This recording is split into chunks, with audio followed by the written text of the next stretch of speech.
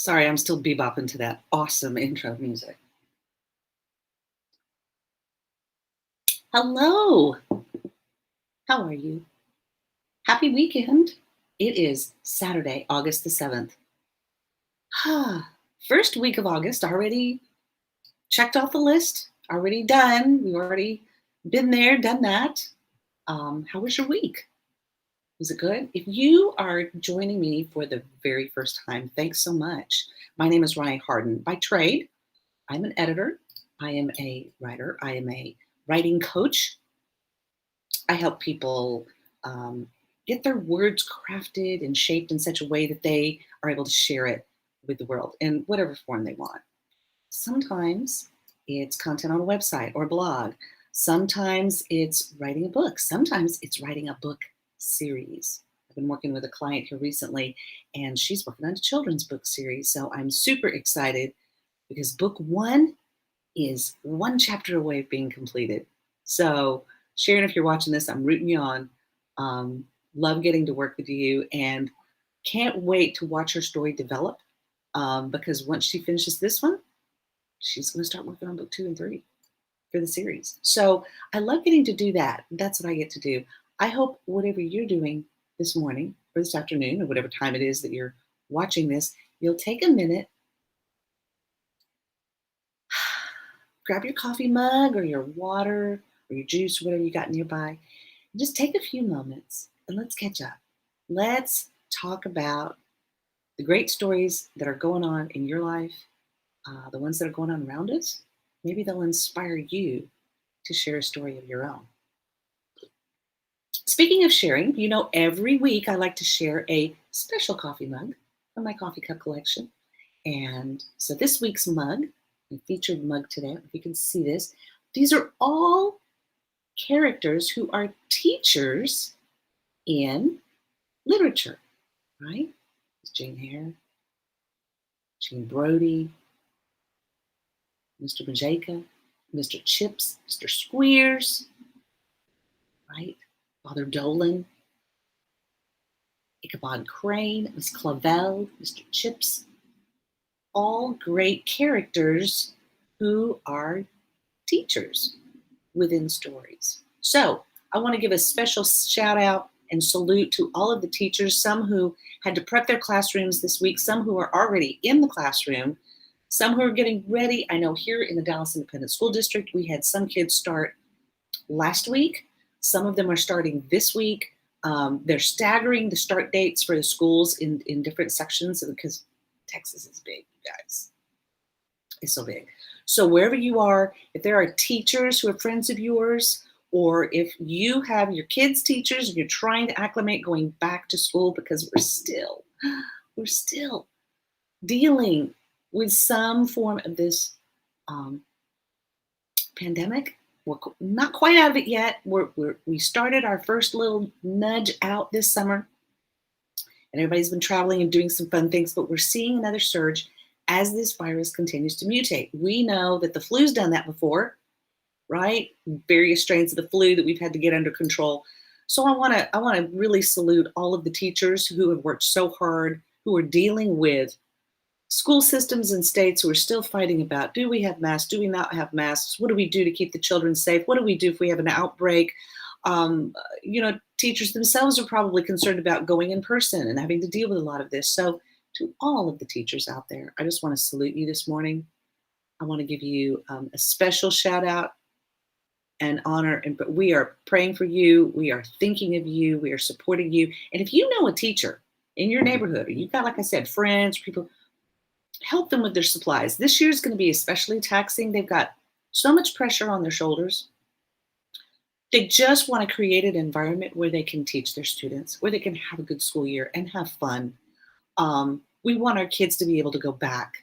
They have missed being around friends. They've missed being around an in-person environment. Online learning is great, but there's nothing like that one-on-one, right? I love coming live here and talking to you all, but there's nothing like sitting down and actually sharing a real cup of coffee. So if you're joining me live, please pop in, say hello, let me know where you are joining me from. I love to say hello to all of my friends in the comments. So I'm going to refresh my page here. And I'm going to see who's on this morning. Good morning, Savannah. Good to see you. Hello, Sherry. How are you doing, my friend? Good morning. Let's see. I'm not seeing the comments are not generating here. I could see some of them on the page. So anyway, well, it's good to see you all. Thank you so much for being here. It's always a pleasure. So I don't know about you, but Michael and I, we have been glued to the TV watching the Olympics. How about you? Have you been watching the Olympics? Oh, you guys, it's so fascinating. You know, last week I shared that surfing became a competition. Surfing actually became an event at the Summer Olympics. And of course, the girl who won is from Hawaii. Of course, you know, Hawaii, you remember that surfing did begin in Hawaii, and that was a thing that the Hawaiian people did. And so for a Hawaiian woman, especially, to join in on the participating in the sport, and more importantly, winning the gold medal, huge. Another cool sport that I just saw yesterday, because Michael called me in and said, "Hey, you got to come see this. Have you ever seen sport climbing? That's a new event." Well, sport climbing is like rock climbing, right? And they have this wall, and you see these people scurry right on up, and some of them are struggling so hard to climb. It's really amazing that there are new sports this year. They've added certain sports to make the Olympic Games even more fun. So this year for the Tokyo 2020 Games, now keep in mind, we're having the 2020 Olympic Games, the Summer Games in 2021 because, you know, pandemic. But there are 5. So there's skateboarding, there's sport climbing, karate, surfing, and baseball. Now, baseball includes softball for women, and both were in the Olympics the last time in 2008 Games in Beijing. So there's a difference between sports and then disciplines. There are disciplines within the games. So the reason why they're adding these things, and especially for the Tokyo Games, they added 15 different disciplines. Okay, what do I mean by disciplines? Well, okay. Oh, sorry, my link went weird. So, oops, yes. Sorry about that. So disciplines. So what they mean by new disciplines are different things that within the sport that people are able to compete in. For example, things that were added this year: the 1500 meter women's and the 4x100 meter mixed event in swimming, a mixed team event in archery, the 4x400 meter mixed relay in athletics, and the 3x3 women's and men's in basketball. So all these different little individual things come under certain sports. And the reason why they did this, the reason why they added these things, is to help increase women's participation and to promote equality. Now, we've seen women and men compete in different disciplines. So we've had, you know, within track and field, which is a sport, we've had the 100 meter, the 1500 meter, the 4x400. We've had, I'm sorry, in swimming, not track and field, in swimming. So you have all the swimming sports, right? You have the 4x100 meter, you have the 1500 meter, both in men's and women's. So we saw a lot of that. And also you have team volleyball sports, and then you have the beach volleyball, which shout out to the US for winning the beach volleyball, right? So from a list of 26, because they had a list of 26 things that they wanted to add, but surfing, skateboarding, sport climbing, karate, and baseball were the 5 that were chosen to be added to the Tokyo Olympic Games, okay? So They joined the classic sports such as athletics, fencing, cycling, gymnastics, and swimming. So 21 sports were left out and are dreaming of joining the next Olympic event. So imagine there's 21 more on the list that are hoping for the next Olympics they can be added. So here are some of the sports that they are considering adding to the Olympics. Okay, so we have billiards, bowling, chess, dance sport, polo, squash, and American football. Right? What if you had an opportunity for teams around the world, right? Because this is what's so great about the Olympic Games. These are people competing on a global scale. We have the Super Bowl, but that's all the American football teams. But what if we were able to play and other people were able to try the sport of American football? Wouldn't that be fascinating? Right? So the Olympic Games are ever growing, they're ever evolving, and we get to watch them. So if you were paying attention in the cool, vibey intro video, which I gotta give a shout out to my daughter, just gonna give a shout out to her right now. My daughter, Savannah Harden, is the one who helps me produce all these fabulous intro videos and all the graphics she's been doing. She's going back to school in a couple of weeks. She's going to be majoring in graphic design and creating those kinds of things and elements. And I really believe she's tapped into her zen, because she's the one who creates all of this content for me. And it's just absolutely fabulous. So, sweetheart, thank you for creating those great little videos and things. I love it because, it just makes it fun. So if you were paying attention at the beginning, oops, hold on. Oops, nope, not supposed to be duplicating. What is this happening here, guys? Somehow my computer is doubling all of the sound. I am so sorry.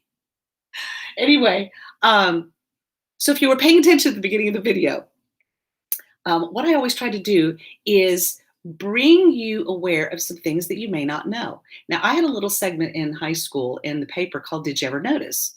And I would write stories, fun little stories about things that people didn't really think about ever, but didn't really know. They were more like fun facts. And I would write stories about these fun little things. So there's some fun things that you probably didn't know about the Olympics. So if you were watching the intro video, you notice that one of the first ones I talked about was the fact that the gold medals aren't really all gold. I mean, if they were, Jesus, the Olympic athletes would have enough money to last them for several years, or at least a year, maybe a year or two. But the gold medals aren't actually all gold. And this hasn't been the case since 1912. So today's gold Olympics are made entirely of silver with approximately 6 grams of gold. So 6 grams of gold probably on the covering, the coating, to meet the standard laid out for the Olympic Charter. Now, the cool thing about what they did this year in Tokyo is that the medals are made out of 80,000 tons of recycled electronics. I think that's fascinating. So they're made of recycled electronics and encased in 6 grams of gold. So the Tokyo Games gold medal weighs about 556 grams, which means if they were made out of pure gold, each medal, and imagine all of the sports, all of the disciplines, all the gold medals, each one, if they were completely gold, would cost $32,000 a piece. And there you have it. This is why they're not made completely of gold. Now, here's some other interesting things, okay? The torch relay. So, when they start the Olympic Games and they light the flame and they run and they go through things, well, that has its roots in the controversial 1936 Berlin Olympics. That was never the case in the Olympic Games prior. So Carl Diem, the chief organizer of the Olympic Games, conceived of the relay as a propaganda tool for the Nazi Party to showcase the supposed superiority of the Aryan race. So the relay passed through Greece, Bulgaria, Yugoslavia, Hungary, Austria, and Czechoslovakia, who, as of the 1936 games, would succumb to Nazi rule within 10 years. How about that? Kind of interesting, isn't it? Now, only 3 times have the modern Olympic Games been canceled. It was hard to have the games last year because the pandemic, which is why we're doing the Summer Olympics now in this summer, even because this is really an off year supposedly for Olympics, right? Because the Olympics are going to happen again in 2024. So we're going to have the Summer Games again in like 3 years.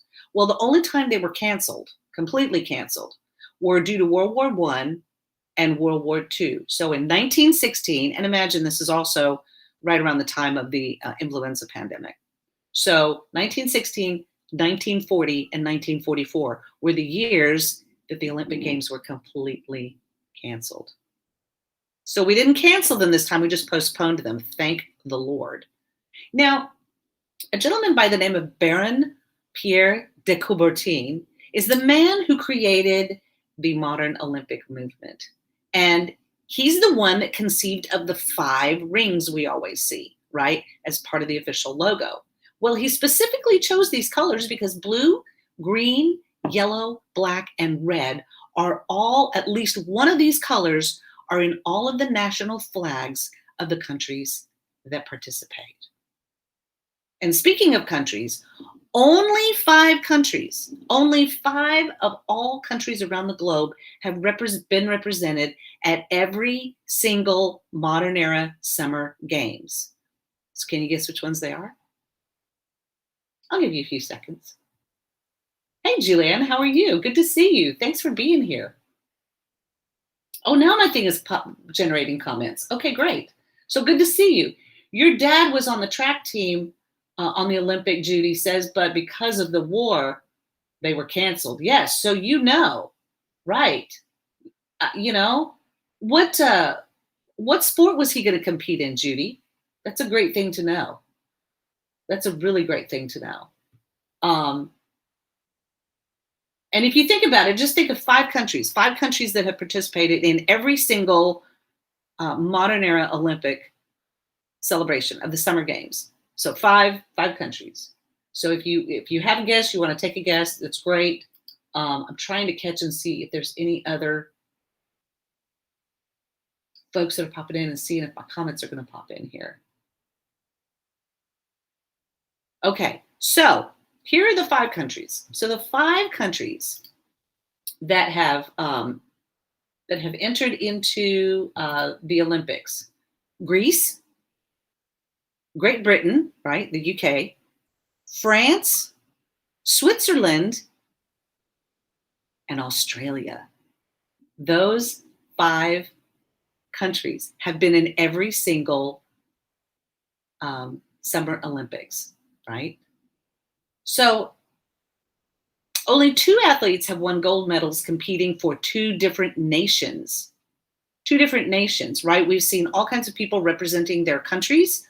And so Daniel Carroll won the first gold in rugby representing Australia in 1908, and then again in 1920 for the United States. Kaki Kakiashvili won his first gold medal in men's weightlifting, competing as part of the unified team in the 1992 Barcelona Games, and then later as a Greek citizen in the 1996 and 2000 Olympics. So it's really interesting how people are able to compete and how they have to, sometimes if they want to compete and from a different country, they have to go and establish residency there and train there and be there to represent that country. Some countries require you to have ethnic origin from that country, like at least one of your parents needs to be from that country to be able to compete, right? So shout out to, like, for example, the gentleman who won the men's gymnastics gold medal. He's from Israel, and so he got to come, but there's a controversy because he's not able to get married in his country because he's not considered completely Jewish. He's not Orthodox Jewish. So because his mother is Jewish, but his father is not, I think. or no, it's his father is Jewish and his mother is not. Anyway, one of those disqualifies him from being able to get married in his country, but he can represent the country in gymnastics. It's kind of weird, right? So here's another fun fact about the Olympics that I thought you might like to use. So the athletes in the ancient Olympic Games competed in the nude. What? In the nude? That had me having all kinds of weird sort of like awkward, because I did gymnastics in high school. Don't know that I want to be doing it in the nude. I just see all kinds of problems with that, with different sporting events and injuries, right? But the word gymnasium comes from the Greek root word gymnos, which means nude.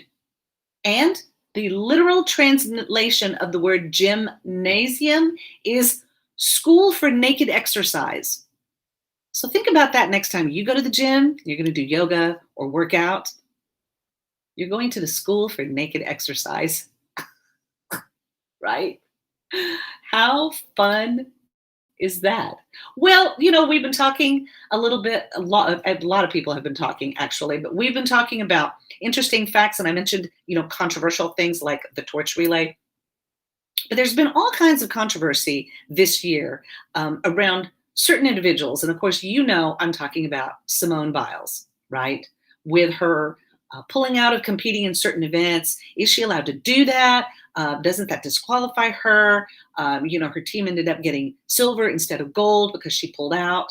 All kinds of questions, all kinds of commentary that people have contributed online about Simone Biles and her leaving and not wanting to compete and not wanting to do routines that could possibly injure her or harm her.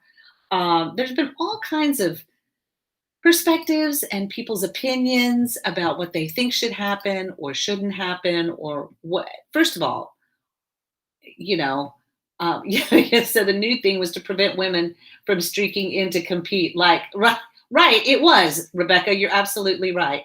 That initially it was to so that women could not sneak in. So yes, they had a genitalia check. But see, now in modern time that the games have been advanced and are inclusive now to include women competing. So how awesome is that? It does sound dangerous. You love Simone Biles. I love her too. She's amazing, and she's won so many medals. She doesn't have to prove to anyone that she's good. We know she's good. And I think it was, for me, and there's a lot of conversation out there. It's like, you took all the endorsements, you signed all the deals, we gave you all this money, and you're going to represent our country, and then you fold, right? And from an endorsement side, and these people who are now, I think their endorsements are only going to get better now. I only think that she's going to stand for and be able to do more. Unfortunately, she's been put in this position of extreme pressure. She was so good that they wanted her to modify her routine because, well, you're so good and it won't be fair to your other teammates because you're that good. I'm proud of her for stepping back and allowing her teammates to compete and win medals. She's got some. It's not like she wants to win all the medals all the time. Now, this is just my personal opinion. I think it's also important that she didn't want to adjust her routine after working on it and training on it and doing it. And when she messed up, she just wasn't there. I had an injury in gymnastics. I have this lovely bump on my, if you look at my wrist, this one's smooth and this one I have a big bump. I injured my hand doing the vault in gymnastics and was not able to continue on in gymnastics because putting any weight on this hand, and I still have problems with it, putting any weight on this hand caused me to not be as strong, not be able to disc mount, not be able to do certain moves on the bars because I didn't have the strength in this hand that I did in this one. And so I can't even imagine some of the things that she does on the beam, on the floor exercise of the twisties, as she says, trying to do some of those moves that could possibly, if she landed wrong, injure her and possibly cripple her for life. And it's not worth it. Pushing herself that hard is not worth it. And Mr. Coubertin, that started the Olympic Games. If you saw the quote in the beginning of the video that ran right before the broadcast, you know that he said that the important thing was to participate and to compete, not conquering and winning all the medals. That was not what the games were competed for. You have the utmost respect for Simone Biles. I do too. The skills and stunts they execute are dangerous if you aren't precise. Right. It's exactly right. Pros on other sports fold all the time. They choke in playoffs, especially in team sports. Yes, Kay. We've had players that get injured, bust legs and shoulders, and right? So why take a gamble and push yourself to that level? It's totally not worth it. And there's nothing. I mean, you guys know, even in our world and in our lives, you got one country right, Julianne? Great. Sorry, guys. All of these comments are popping in at random times, so I'm sorry that they're not coming in order. I'm trying to catch them all. If your mental state isn't right, you can't function at your usual level. She did what was safe. Exactly. And you know what? Only the athlete at that time can make that call.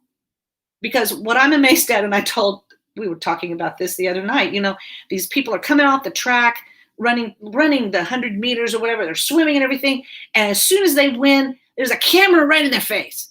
And they're like, well, I was, I mean, they can't even breathe. They're not even finished. And they're shoving those cameras right in their face. Or when they fall, when they injure themselves, the camera's also right there to catch it live. Now, on the flip side of that, that's the beauty of having all of the cameras, all of the things, the incredible work that NBC goes to, the links they go to have all the cameras at all the locations covering all of the sports and all of the athletes. And we want to get their first thoughts, their first reactions. My heart went out to Caleb Dressel when he got emotional and was so overwhelmed with emotion. I mean, I can't imagine training for 4 years and doing something and finally pushing yourself to accomplish that, the high that you're on. You've got to give yourself some time to come down. So it's difficult.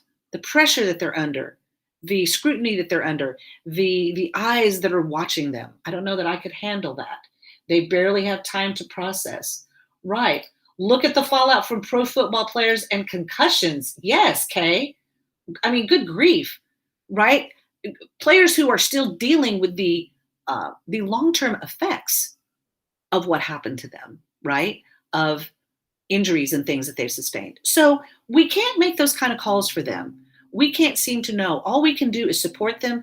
And gosh, for me, guys, love watching sports round the clock, because since Tokyo is, I think, 14 hours ahead of us, I mean, I got to watch, let's see, what were some of the fun things? Badminton. How about badminton? Do you ever think that badminton could be so, like, high level? Badminton, the ping pong. I loved watching the ways that these people serve the ping pong ball. I don't even know, right? The swimming, the kayak competitions, of course, gymnastics. We watched a lot. The diving, the archery, but the volleyball, the beach volleyball was fantastic. And how about those women's soccer teams? I got to say, shout out to the U.S. team, and more importantly, shout out to the Canadian team. That game went into penalty kicks. Oh, you guys, the magnificence, the brilliance, the amazing things that these athletes do, and the fact that we get to enjoy them. The Summer Games, the 2020 Summer Games. Yeah, you're right, Kay. It's so sad. There's a lot of mental stress, a lot of mental breaks, and suicide. So we can't afford to lose our greatest, guys. We can't afford to lose our amazing, amazing athletes who are competing, right? Tokyo 2020 Games will feature 33 sports with a whopping 339 medal events, making it the biggest Olympic program to date. So, a total of, if you, and Michael did the math for me. So if you do 339 medal events, so these are events that win medals, and you do that times 3, it's 1,007 total medals awarded over the 16 days of the games, not accounting for the occasional, like the 2 golds that are shared, and then you get a bronze or the 2 bronzes. So just to give you a comparison, the inaugural Athens 1896 games involved only 9 sports and 43 events. So it's continuing to grow, and it grows so fast that the International Olympic Committee has, they're already 12 years in advance of planning the games. That's how long it takes to find a city. Imagine Tokyo had to build and create these cities. This is a huge deal when a city is chosen.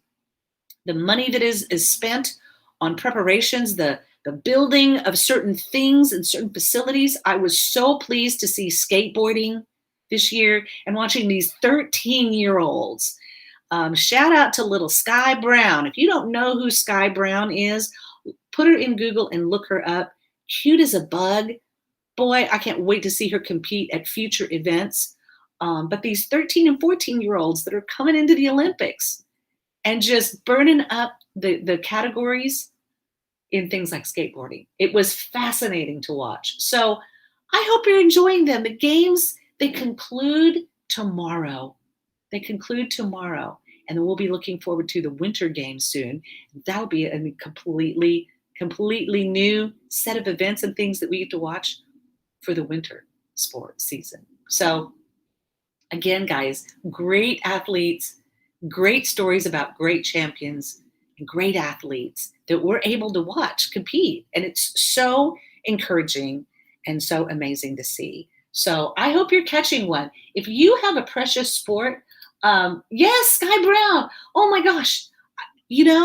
I could just hug her. She's so amazing. And when you learn her story and you learn about her being in the hospital, and then going back out and competing, what incredible resilience. Anyway, look her up, read about her. She's got an incredible story that you need to learn. So I hope you'll take time to do that. But speaking of fun stories, so I've got some fun things I have to share with you guys, because here was something funny. In fact, I even caught this last night, and we were laughing so hard that, so like I said, shout out to the amazing soccer teams, the men's soccer team, the women's soccer team that participated. Here, I'm going to see if I can get this in here.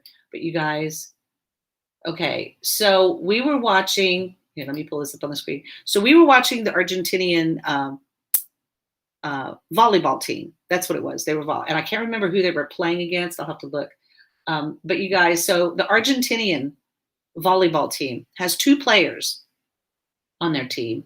And if you don't know how to pronounce words, this is why it's so important to know our language and know the culture of these countries so that we can pronounce their names correctly. If anybody knows how challenging it is to have their name pronounced wrong, it's me. So when you see a team shirt with this name on it, right? Oh, they were playing Brazil. Okay, so the Argentinian team, they were playing Brazil. Now, at a first glance, you would think this guy's name was Loser. Now, that's not the way you say the name. It's Loser. But when you look at his jersey, it looks like his name is Loser. So we giggled about that. That was kind of funny. And then we noticed, well, wait a minute. There's another guy on the team. Number 12. Is his name Lima Bean? No, it is not. His name is Lima. And his last name was initial B, but Michael and I we were giggling. We were giggling so much. So the Argentinian, and look at the look on his face. He's like, whoa. I love it when I can catch pictures like that. Oh my gosh, you guys, I was laughing so hard. I really wasn't trying to be mean, but it was funny. And so the Argentinian team. So of course I'm going to be looking up and making sure that I know their actual names, but I know that it's not Lima Bean or Loser. Just saying. But that was a funny moment last night before us going to bed, and I had to, hey, Andrea, how are you doing? Hello. Good to see you. Good to see you. I know, poor guy. Poor guy. You guys, I was laughing so hard. Michael and I were giggling about that. It's just, what do you do? What do you do? Oh my gosh, what do you do? It was so funny. But yeah, funny things like that that make the Olympic Games fun. You don't really mean it to be mean, but it's funny. It was just funny. So here's one thing that Michael and I talked about that wasn't funny, because I don't know if you guys noticed that the Russian team went under the name of the Russian Olympic Committee. They're not able to compete as the country of Russia or representing Russia. Now, there's all kinds of controversy about this one. But why did that happen? Why were they called the Russian Olympic Committee? Well, you probably don't remember this. You'd have to be a certain age to remember this, but it's because of the drug doping that has been going on in Russian sports that resulted in 43 Olympic and tens of World Championships medals being stripped from Russian athletes, the most of any country, and more than 4 times the number of the runner-up, and more than 30% of the globe total. Russia has the most competitors that have been caught doping at the Olympic Games in the world, with more than 200. 200. Reason why this was so big is because this doping system was being supported and funded and enabled by the state. And because of that, and they also attempted to sabotage any investigations into it. And this goes way back. So due to widespread doping violations, including an attempt to sabotage the ongoing investigations by the manipulation of computer data. Oh, you mean they are involved in manipulating computer data? The Russians? What? Yeah. So the World Anti-Doping Agency banned Russia from all major sporting events, including the Olympic Games, for 4 years. This happened in 2019. So the ban was later reduced to 2 years by the Court of Arbitration for the Sport, following by an appeal from Russia. Oh, we did not mean to. Ugh.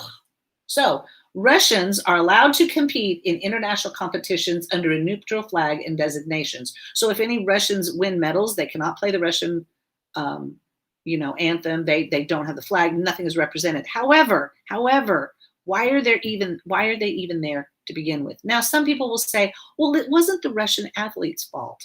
Well, I know. Sorry. Go move somewhere else and represent another country. Cheating. They were involved in a massive cheating scandal that goes back years, guys. Doping issues from 2008 to 2009. I mean, you can research this and read about it.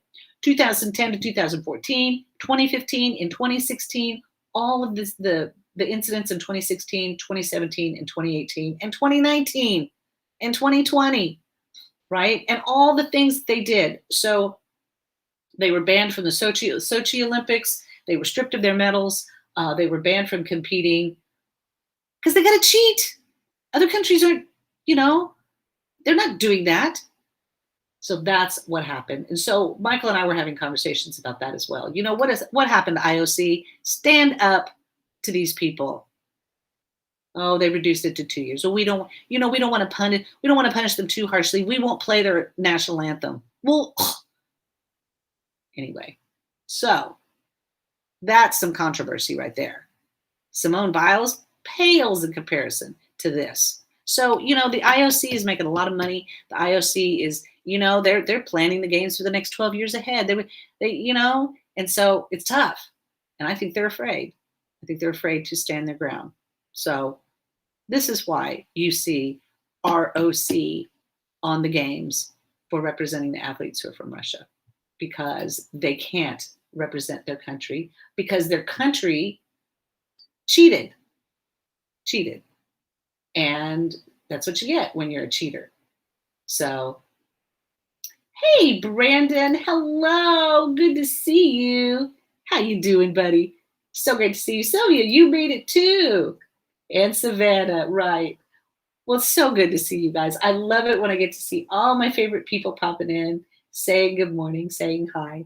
Well, guys, as always, I love to share some great books with you. I've got a couple that I kind of did some research on and was looking at. So, listen, Simone Biles, she's a great athlete. I think little girls who are in gymnastics right now and girls around the world are watching her and they're learning from her example, realizing that, she doesn't want to injure herself or cause any, problems, and she's good at what she does, and she's also stepping back and allowing her teammates to rise, to compete, to show them off. She's there encouraging them. She's created a training facility where girls can come and learn. Imagine learning gymnastics from someone like Simone Biles. So if you have a kiddo, if you have a little one who's interested in gymnastics, who's wanting to train, who are wanting to learn all about her, I've got a great book for you. Got a great little book for you. I'm going to put it up here on the screen.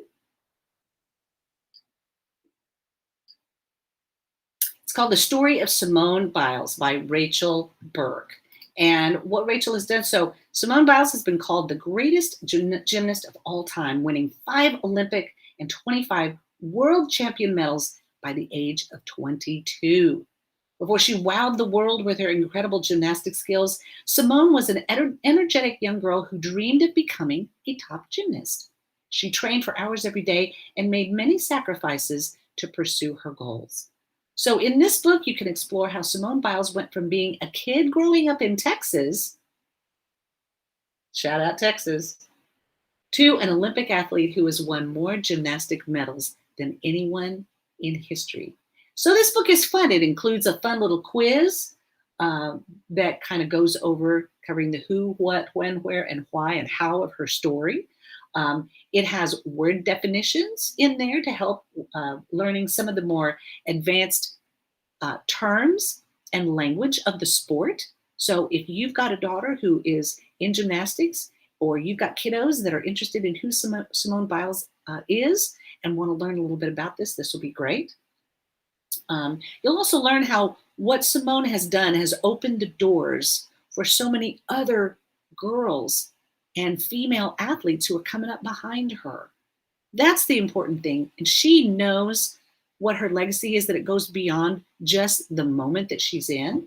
So hopefully this will inspire your little one to possibly, maybe if they're pursuing gymnastics or want to learn more about it, they will be able to learn about Simone Biles and how she did it. So you can pick this up in any bookstores. You can order it on Amazon, but check it out, The Story of Simone Biles. It's a great book. Now, if you want to learn a little bit more about the Olympic Games, you want to learn a little bit about the history, of course, you can Google it, of course. You know that. You can Google everything. You can find everything. But there is a book, and I'm going to share it here on this screen.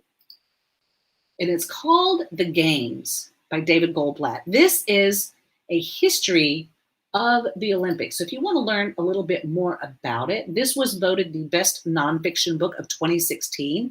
Most of the information that's in this book is going to be only up to this time, of course, because the 2020 Olympics were the next one. So this is everything up to date up to 2016. So this book goes from the reinvention of the games in Athens in 1896 all the way up to the Rio Games in 2016. So David Goldblatt is a sports writer, and he traces the history of the Olympics from their national triumphs and tragedies, the individual victories, and the failures. Here is the story of popular Olympic events such as gymnastics, the torch relay, and the eternal flame. Here is the story of popular Olympic events such as and here in their glory are Olympic icons from Jesse Owens to Nadia Comaneci, Abebe Bikila to Bob Beamon, the Dream Team to Usain Bolt. How many remember watching Usain Bolt run, right? So Hailed in the Wall Street Journal for writing about sports with the expansive eye of a social and cultural critic, Goldblatt goes beyond the medal counts to tell how women fought to be included in the Olympics, which changed attitudes for race and ethnicity. How the wounded, they fought to be included in the Olympics on equal terms, and how the wounded of World War II led to the Paralympics, right? After the Olympics are going to be on, we're going to see the Paralympic Games. People who are disabled in some way, but I mean, does it just inspire you when you see people who have no legs on prosthetics running a marathon and I'm struggling to get out of my chair and get downstairs with the laundry? Right? It just puts me in check and makes me really be amazed to watch these athletes. So the wounded of World War II is what started the Paralympics, and how the Olympics reflect our changing attitudes toward race and ethnicity. Goldblatt explores the tensions between the game's amateur ideals and professionalization and commercialism in sports, the pitched battles between cities for the right to host the games, and their often disappointing economic legacy. They will cover seminal moments such as Jesse Owens and Hitler at the Berlin Games in 1936, the Black Power salute at Mexico City in 1968, the massacre of the Israeli athletes in Munich at the 1972 Games, and the miracle on ice on Lake Placid in 1980. Remember that? The hockey game. So Goldblatt will show how prominently the Olympics have highlighted profound domestic and international conflicts. So check it out. Learn more about the history of the games, what it's meant for us globally as a representation of excellence, and some of the controversies that have stemmed from past games, because every Olympic game includes their set of controversy, right? Just like life, guys. So thanks for being here. It's always a pleasure to get to spend some time with you and talk about amazing topics. Hope you're watching. Take some time out today. Watch some of the Olympic competitions, the events that are ending. We've had the other events event, and some of our athletes have been returning home. But let's continue to support those who were there, the finals, and then watch the closing ceremony on Sunday. Then be sure to tune into the Paralympic competitions and watch those amazing athletes participate. It's really impressive. I'll be sharing links to these books on my page right here. If you're watching me on Facebook, you can always catch me live. You can go back and watch any of the replays of the videos on my YouTube channel. All you have to do is just go to youtube.com/Ronnie Hardin. You can go back and check all of the replays. If you're in my VIP group, you know that the replays are going to be kept right there in the group. Otherwise, you'd have to scroll through my business page or scroll through my personal profile to find the video. So you can always go to my YouTube channel and check out all the video content. Speaking of great books, if you like to read and you want to be in a book, if you haven't really joined a book club, are you in a book club? If you're not, you should. Book clubs are fun ways to read great books and collaborate with great people, giggle, share laughs. So we just finished, in my book club, we just finished reading The Library Book from Susan Orlean. It's a fascinating book on the Central Park Library, not the Central Park, the Central Library in downtown Los Angeles.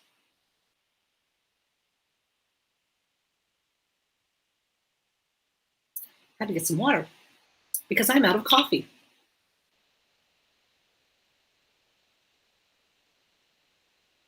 Always remember to hydrate between your cups of coffee. So if you're not in a book club, please feel free. You can join mine. It's called the Through the Pages Book Club, and you can join it right here at RoneHarden.com/contact. You can also drop me a note there and let me know, do you need help crafting your stories? Do you need help with, coming up with some content? Maybe you wanted to research the idea. Oh, excuse me. Ooh. Let's have some water.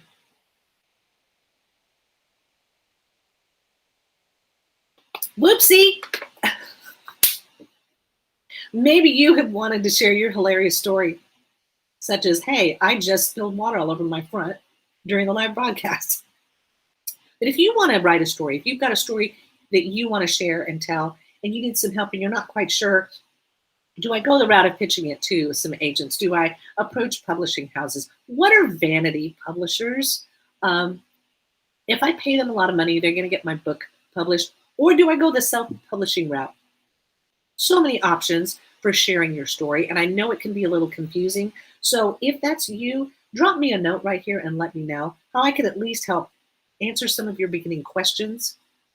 Maybe you've been Google searching and you're just overwhelmed by all the information that's out there and what it tells you, and you're not really sure what the first steps are. Let me know. And also this fall, I'm going to be offering a questions about publishing your book, or I don't know, an intro to getting your book published, kind of help a Q&A sort of to answer any questions you have about how do I get started?